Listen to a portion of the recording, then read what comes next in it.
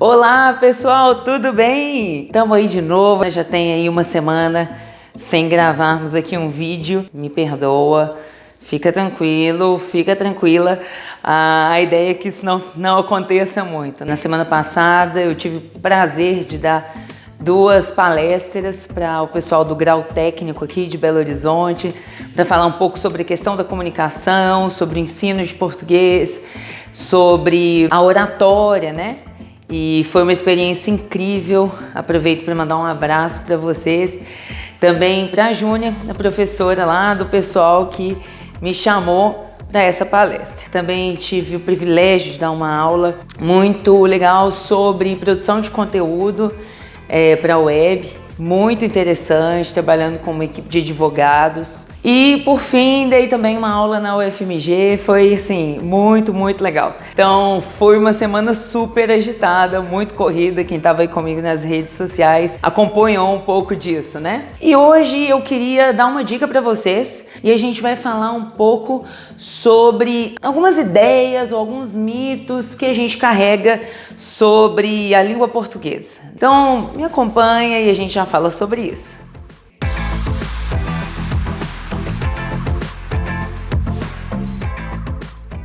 Bom, pessoal, em primeiro lugar eu quero dizer que esses mitos, eu vou falar hoje de 2, esses mitos eu tirei de um livro muito conhecido, que é o Preconceito Linguístico, do Marcos Banho, que já está aí na sua, já até perdi o número, 50ª ou mais edição, talvez até mais mesmo. E é muito legal, um livro assim, são 10 mitos, se eu não me engano, mitos sobre a língua portuguesa, né? Que muitas vezes as pessoas carregam e acabam influenciando na relação delas com a língua. Então, hoje, saindo um pouco da questão da oratória, a gente vai pensar no uso do português. O primeiro mito é o seguinte: muitas pessoas acreditam que brasileiro não sabe falar português. Absurdo, né? Muitas pessoas acreditam que o português que elas falam, a língua que elas falam no dia a dia, não é português. Então você mesmo já deve ter ouvido aí em alguma situação pessoas dizendo coisas do tipo: ah, eu não falo português, meu português é péssimo.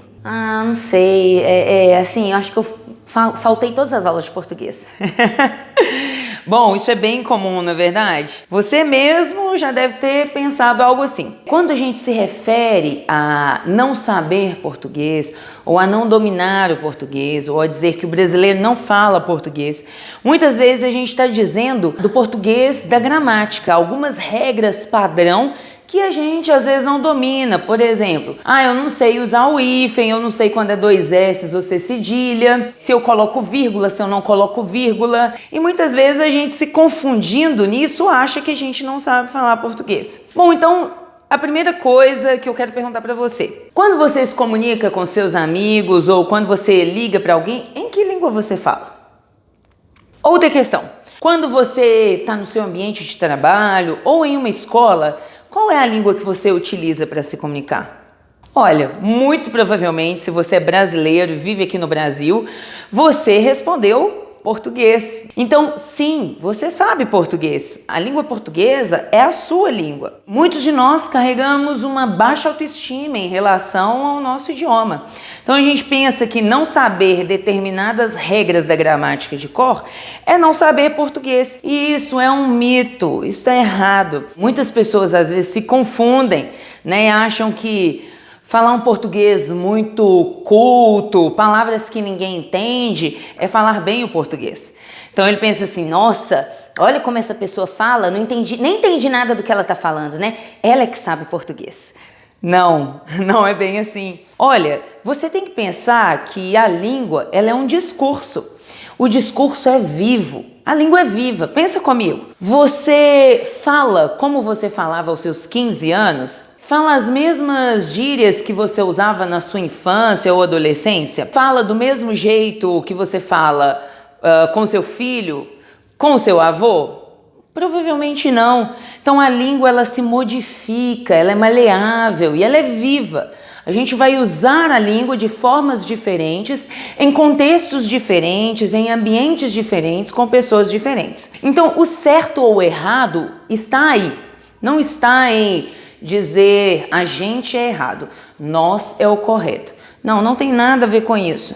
Tem a ver com eu saber, por exemplo, que quando eu vou apresentar na faculdade, nesse momento, muito provavelmente, vai me ser exigido a norma padrão da língua. Então, vou ter que fazer um uso mais formal da língua. Em alguns contextos, isso nem vai me ser exigido.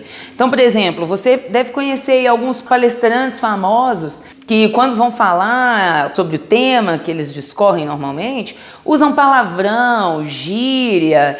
Isso tudo tem a ver com o público e o contexto para o qual eles falam. Então a questão não é que o brasileiro não fale português, né? Muitas vezes a questão é que a gramática, o livro de gramática, por questões políticas, muitas vezes econômicas, parou, né? E aí segue muitas normas que vêm aí do português europeu mesmo. E não seguiram as mudanças do português brasileiro. Por isso, quando você olha gramática, às vezes você fala, eu não falo português. Se isso é português, eu não falo português. Então, o que nos resta fazer? Aí pensa no segundo mito que eu quero trazer hoje. Português é muito difícil. O português difícil no qual eu estou pensando é aquele português da gramática. É aquela colocação pronominal que eu fico em dúvida se eu digo eu vi ela ou eu a vi, né? Ou entrega-lhe a carta e eu penso, meu Deus, eu nunca usei lhe na minha vida aqui falando em família ou mesmo no escritório. Quando eu penso nessas questões é que eu penso que o português é difícil. Mas não, o português não é difícil.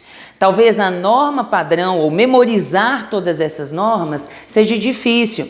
E esse talvez seja um outro mito, né? Acabei trazendo aqui, olha, sem programar. Talvez seja esse um terceiro mito.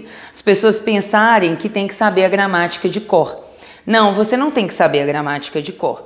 Você pode voltar a ela. Hoje a gente tem muitos recursos. Às vezes você fica em dúvida, por exemplo, se uma palavra é com 2 S ou se é cedilha, não tem problema nenhum você ir até o Google e ver isso, né? Se palavras que antes eram separadas por hífen, depois na norma ortográfica, se modificaram.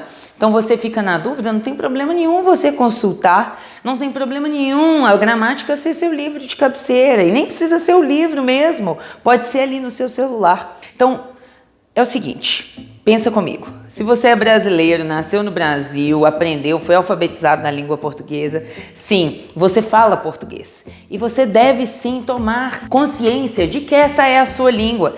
Não deixa ninguém te falar que você fala tudo errado, que você não sabe português. Talvez o que você precise é se aprofundar no estudo da norma padrão do português, que sim, você vai precisar em alguns contextos que exigem essa formalidade. Segundo ponto, não, português não é difícil, você faz uso disso, todos os dias você está falando ou escrevendo em português. Talvez seja difícil tirar um tempo do seu dia a dia para estudar um pouco mais técnicas de redação, alguns conceitos básicos de gramática para aprimorar a sua escrita, né?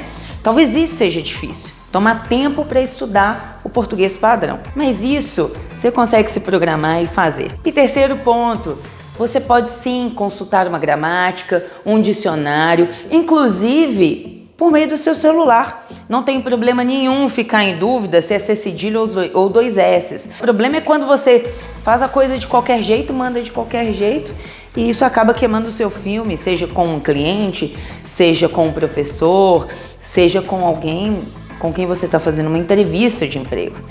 Bom, essa é a nossa dica dessa semana do Comunique. Eu espero tê-los ajudado. Vou deixar aqui embaixo as informações sobre esse livro, né, que eu mencionei hoje. E se você tem interesse nesse tipo de tema, não deixa de se inscrever no nosso canal, de compartilhá-lo com os seus amigos e, claro, de deixar o seu comentário. Você é do tipo de pessoa que carregava aí esses mitos? O que você acha disso, hein? Você sabe, se você tem uma boa ideia, não precisa ter vergonha. Comunique. Até a próxima. Tchau, tchau.